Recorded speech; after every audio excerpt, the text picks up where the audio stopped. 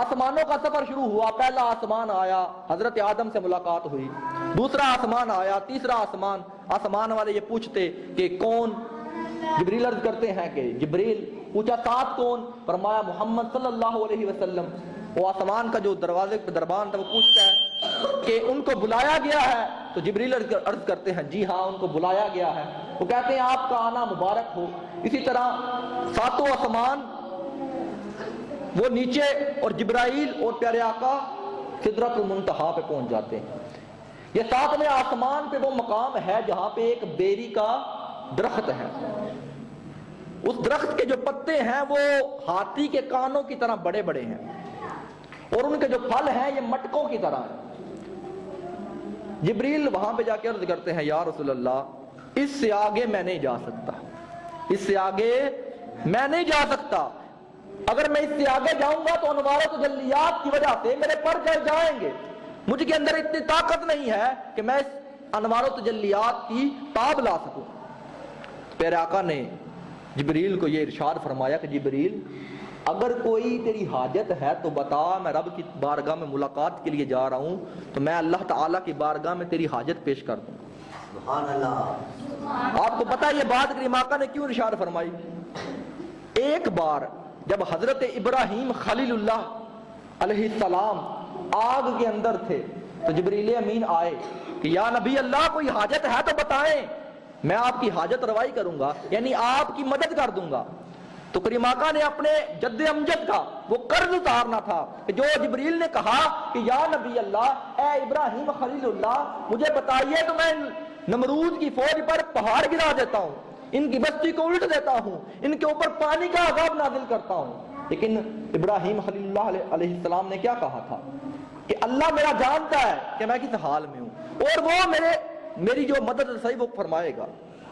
تو پیارے آقا نے فرمایا کہ ابراہیم اے آدم اے جبرائیل بتا اگر تیری کوئی حاجت ہے تو میں تیری رب تعالیٰ کی بارگاہ میں حاجت پیش کر دوں گا۔ یعنی کہ وہ قرض اتار دیا کہ جو جبریل نے کہا تھا حضرت ابراہیم خلیل اللہ سے جو کریم آقا کے والد محترم ہے قسم کے، یعنی کہ کریم آقا کی جو لڑی ہے وہ ابراہیم خلیل اللہ علیہ السلام تک جاتی ہے۔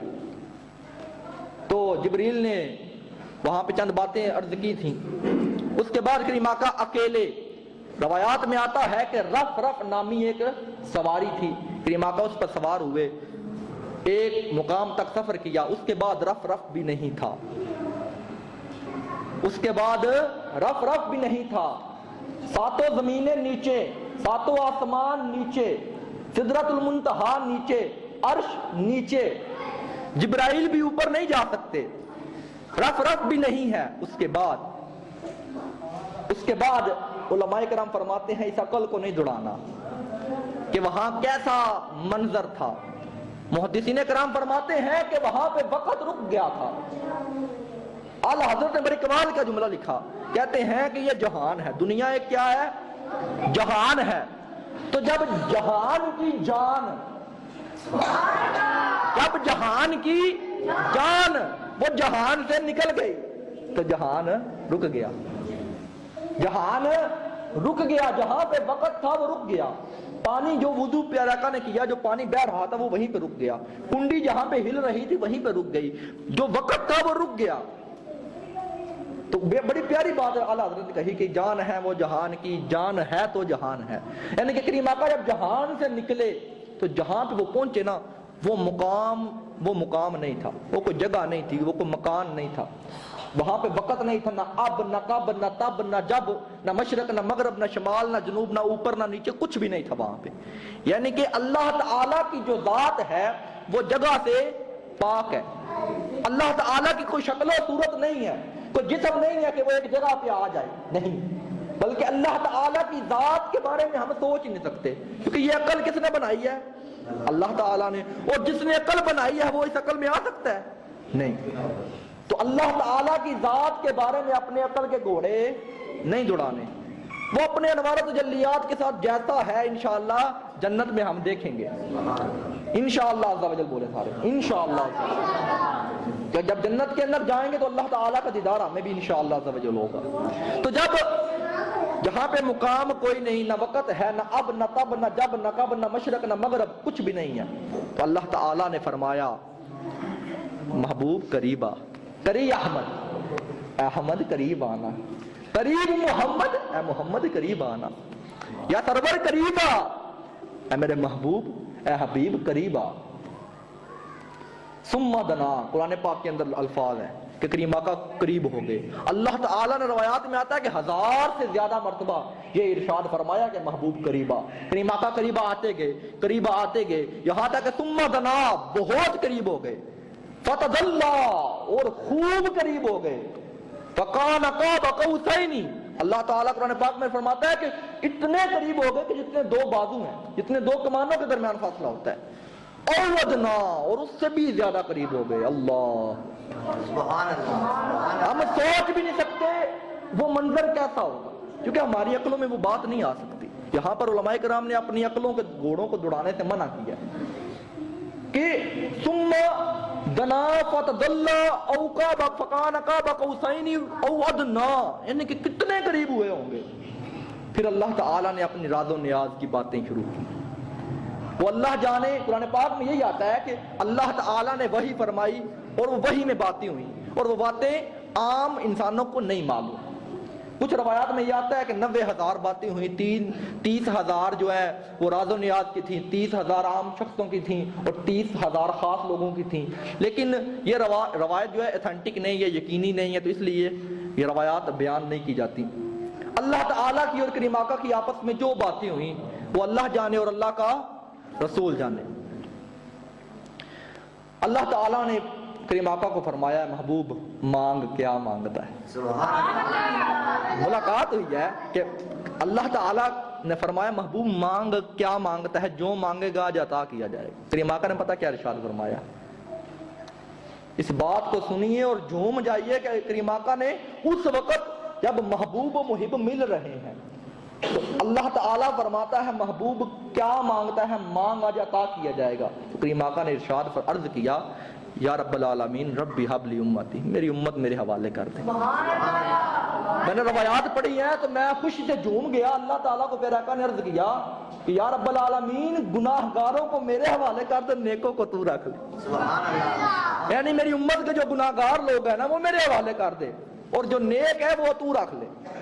یعنی کہ نیک تو ویسے ہی جنتی ہے نا، جو گناہ گار ہیں وہی ان کے جہنم کے مستحق ہو سکتے ہیں، لیکن کریم آقا عرض کرتے ہیں یا اللہ گناہ گاروں کو میرے حوالے کر دے۔ اللہ نے فرمایا تیری امت کو بخش دیا، محبوب اور مانگ کیا مانگتا ہے۔ کریم آقا نے وہی بات ارشاد فرمایا، عرض کیا کہ یا رب العالمین میری امت میرے حوالے کر دے۔ اللہ تعالیٰ نے 700 بار یہ بات پوچھی اور کریم آقا نے یہی آگے سے عرض کیا یا مالک و مولا میری امت میرے حوالے کر دے۔